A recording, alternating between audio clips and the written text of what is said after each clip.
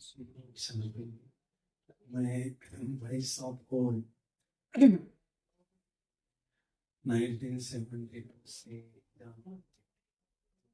अब एक बार कानपुर में भाई साहब को गंगे दानी ने बुलाया ठीक कराने के लिए। मैंने सोचा इतने बड़े भाई साहब मेरे को क्यों बुलाया दादी ने, लेकिन तब से हमारी इतनी गहरी पहचान हो गई, एक दो को अच्छी तरह से जानने लगे, बहुत समीप आए हैं। जब भी मिलते थे भाई साहब तो कानपुर का जरूर जिक्र करते थे। याद है ना, हम साथ में आए थे। तो मैंने देखा जब भी हम पांडव भवन में जाते थे दिल्ली में, तो भाई साहब मधुबन निवासी के हिसाब से हमारी बहुत खातिरी करते थे।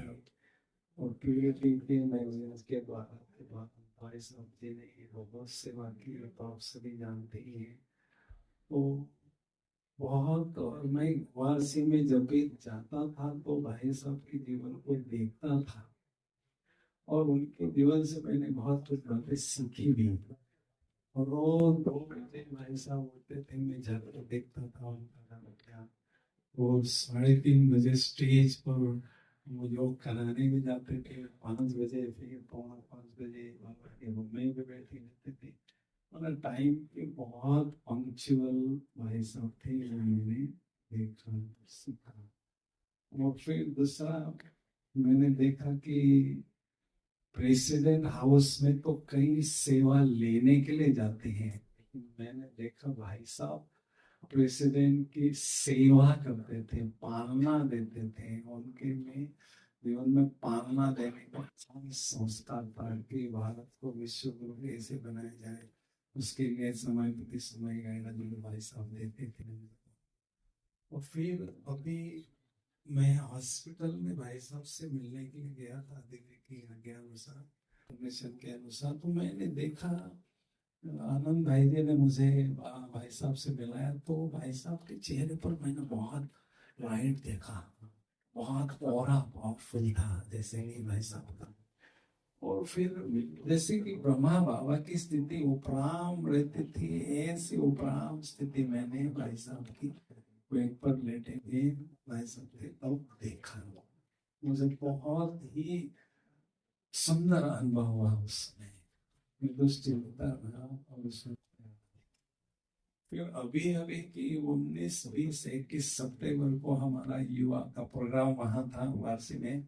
तो 250-300 लोग थे, सभी युवा भारत से आए थे। तो उनकी दिल थी भाई साहब की हम दृष्टि ले लें।